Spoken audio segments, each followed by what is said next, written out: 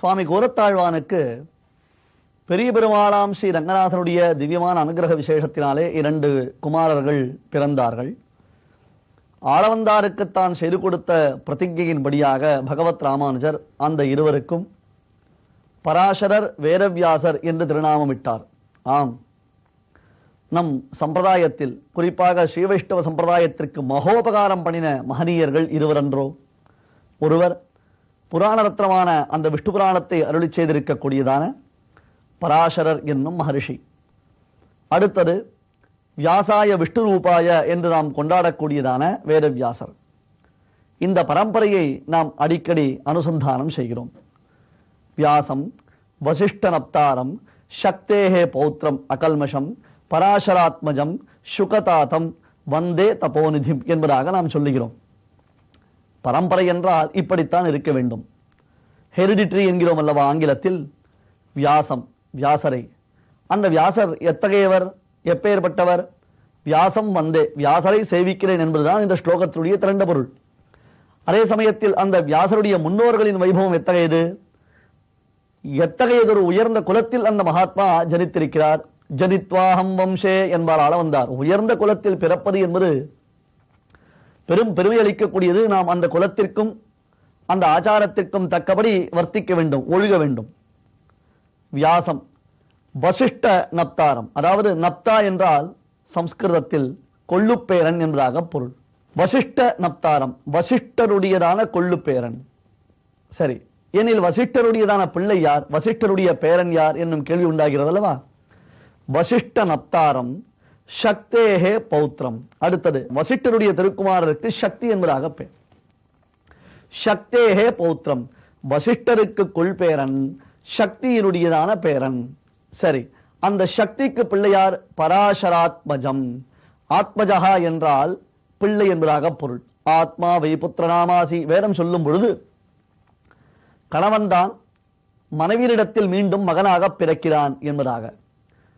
அதனால் அந்த புத்திரனை தன்னையே பார்ப்பதைப் போல புத்திரனை பார்க்க வேண்டும் என்பது சாஸ்திரம். ஆத்மாவை என்பதாக பெரியோர்கள் சொல்லுவது.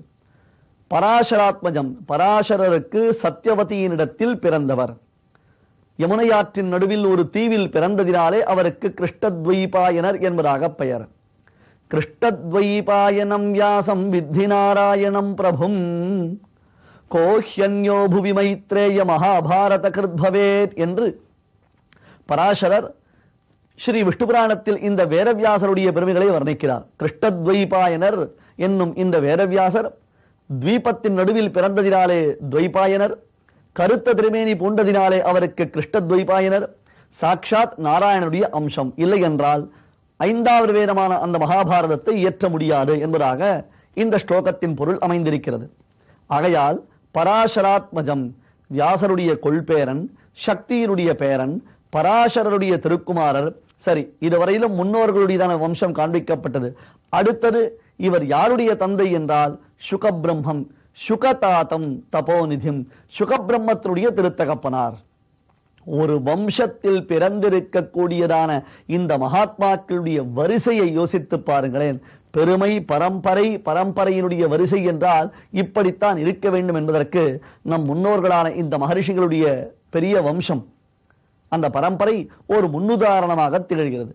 அதே போன்று தான் கோரத்தாழ்வானுடைய திருவம்சம். ஸ்ரீவத்ச சின்ன மிஸ்ரேபியா என்று ஸ்ரீவத்சாங்கர் என்றதான திருநாமம் பூண்டவராக ஸ்ரீவத்சம், வத்ச குலத்தில் பிறந்தவரான அந்த கோரத்தாழ்வான்.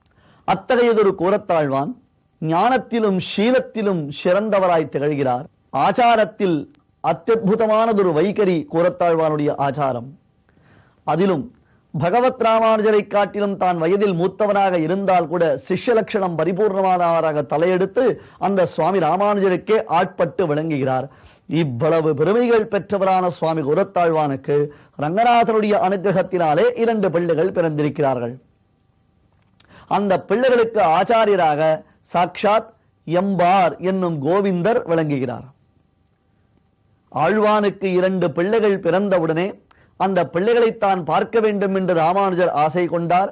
அப்பொழுது எம்பார் 2 கைகளிலும் அக்குழந்தைகளை ஏந்தி வந்து ராமானுஜரிடத்தில் காண்பித்த பொழுது இக்குழந்தைகள் முகத்தில் துவயமந்திரத்தின் பரிமளம், துவயமந்திரத்தின் வாசனை வீசுகிறதே என்று ராமானுஜர் கேட்க, ஆம், ஆழ்வானுடைய திருமாளிகையிலிருந்து இங்கே சுவாமியுடைய ஆசிரமம் வரையிலும் குழந்தைகளை கொண்டு வரும் பொழுது வழியில் ஏதாவது இந்த குழந்தைகளுக்கு கண்ணெச்சில் பட்டுவிடப் போகிறதே என்னும் காரணத்தினாலே நான் துவயமந்திரத்தை அனுசந்தித்துக் கொண்டே வந்தேன் என்பதாக எம்பார் கூற, இக்குழந்தைகள் திறத்தில் அதிகமானதொரு பரிவு கொண்டவராய் விளங்கும் நீரே இவர்களுக்கு ஆச்சாரியராய் இருக்க கடவீர் என்று சுவாமி ராமானுஜர் நியமத்தின் பேரில் எம்பாரிடமிருந்து பராசர பட்டர் அனைத்து சாஸ்திரங்களையும் அடைந்தார்.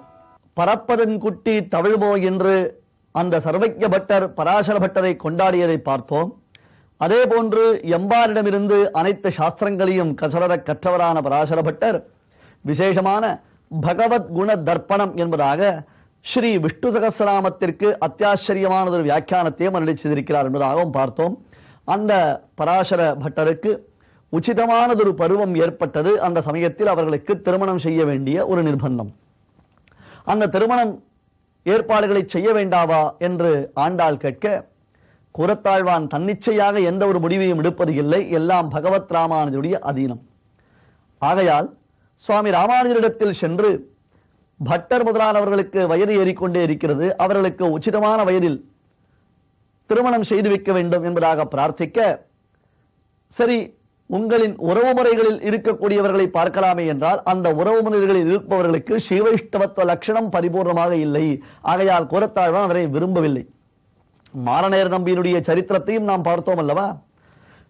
ஸ்ரீவைஷ்ணவ சம்பிரதாயத்தில் ஸ்ரீவைஷ்ணவ இலட்சணைகள் பருத்திக் கொண்டு தாங்களை வைஷ்ணவ அடியார்களாக எவர்கள் காண்பித்துக் கொள்கிறார்களோ அவர்கள் திறத்தில் தான் நாம் சேர்ந்து வர்த்திக்க வேண்டுமே தவிர்த்து அவர்களை தவிர்த்த மற்றவர்களிடத்தில் நாம் யூயம் யூயம் வயம் வயம், நீங்கள் நீங்கள் தான், நாங்கள் நாங்கள் தான், உங்களுக்கும் எங்களுக்கும் எந்த விதமான சம்பந்தமும் இல்லை என்பதாக துணிந்து கூற வேண்டியதான ஒரு பக்குவத்தை நாம் அடைய வேண்டும். இல்லையென்றால் அது பிரயோஜனம் இல்லை. தற்பொழுது இந்த இடத்தில் ஆழ்வான் தன்னுடைய உறவினர்கள் அவர்கள் தொடர்பை தான் பெறலாம் என்றால், அவர்கள் மூலமாக பெண்களை எடுத்துக் கொள்ளலாம் என்றால், பெண்ணை தன் பிள்ளைக்கு கல்யாணம் செய்து வைக்கலாம் என்றால், அவர்களுக்கு ஸ்ரீவைஷ்ணவத்துவ சித்தி இல்லை என்னும் காரணத்தினாலே கூரத்தாழ்வானுக்கு அதில் விருப்பமில்லை. ராமானுஜரிடத்தில் தெரிவிக்க, சரி, பெரிய நம்பிகளுடைய வம்சத்தைச் சேர்ந்தவர்கள் நல்ல ஸ்ரீவைஷ்ணவர்களாக ஆச்சாரசீலர்களாக இருக்கிறார்கள். விவாஹச்ச விவாதச்ச சமயோரேவ சோபதே, கல்யாணமாக இருந்தாலும் சரி விவாதமாக இருந்தாலும் சரி நமக்கு சதிருஷமானவர்கள், நமக்கு தகுதி வாய்ந்தவர்களிடத்தில் தான் நாம் சம்பந்தம் வைத்துக் கொள்ள வேண்டும், விவாதங்கள் செய்ய வேண்டும். எந்த சமயத்திலும் நமக்கு தகுதி இல்லாதவர்கள் திறத்தில், தராதரம் இல்லாதவர்கள் திறத்தில் நாம் விவாதப்படவே கூடாது, விவாதம் செய்யவே கூடாது, விவாகம் செய்யக்கூடாது என்னும் சாஸ்திர வச்சனத்தின்படி பெரிய நம்பிகளுடைய வம்சத்தைச் சேர்ந்தவர்கள் இருக்கிறார்களே, அந்த பெண் பிள்ளைகளில் யார் தகுதி வாய்ந்தவராக இருக்கிறார்களோ அவர்களை பார்த்து பராசரனுக்கு கல்யாணம் செய்து வைக்க வேண்டியது, வேதவியாசருக்கு கல்யாணம் செய்து வைக்க வேண்டியது என்று ராமானுஜர் கூற, ஆழ்வானும் அதற்காக முனைந்தார். ஆனால் ஏதோ காரணத்தினாலே அந்த பெரிய நம்பி வம்சத்தைச் சேர்ந்தவர்கள், பெரிய நம்பிகளுடைய சம்பந்தத்தை உடையவர்கள், அவர்கள் கூரத்தாழ்வானுடைய இந்த சம்பந்தத்தை ஏற்றுக்கொள்ளவில்லை. இதனால் கூரத்தாழ்வானுக்கும் ஒரு மனவருத்தம் ஏற்பட்டது, ஆண்டாளுக்கும் ஒரு மனவருத்தம் ஏற்பட்டது. இதனை மறுபடியும் சென்று ராமானுஜரிடத்தில் தெரிவிக்க வேண்டுமா என்பதாக நினைத்து அவர்கள் வாளாயிருந்து விட்டார்கள். ஆனால் ஆண்டாளுக்கு மனது கேட்கவில்லை.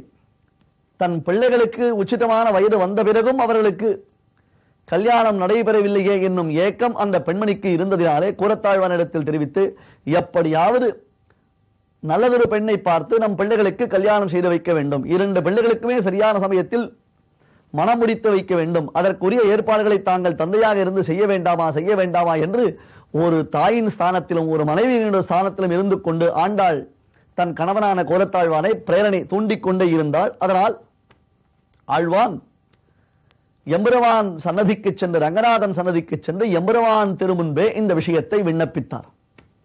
ஏனென்றால் ஆழ்வானை பொறுத்தவரை ஒரு முறை முயற்சித்தார், அதன் பின்னர் ஆழ்வானுக்கு ஒரு சிறந்த தெளிவு உண்டாயிற்று. ஏனென்றால் இந்த பிள்ளை மஞ்சளில் குறித்த பிள்ளை, அதாவது பெருமானுடையதான சன்னிதானத்திலே வளர்ந்த பிள்ளை, ஸ்ரீரங்கநாச்சியார் பரிவுடன் வளர்த்த பிள்ளை, பெருமானுடையதான குடும்பத்திற்கு நாம் ஏன் முயற்சிக்க வேண்டும் என்பதுதான் ஆழ்வானுடைய எண்ணம். அது ஒரு பக்குவம், அது ஒரு உயர்ந்த நிலை.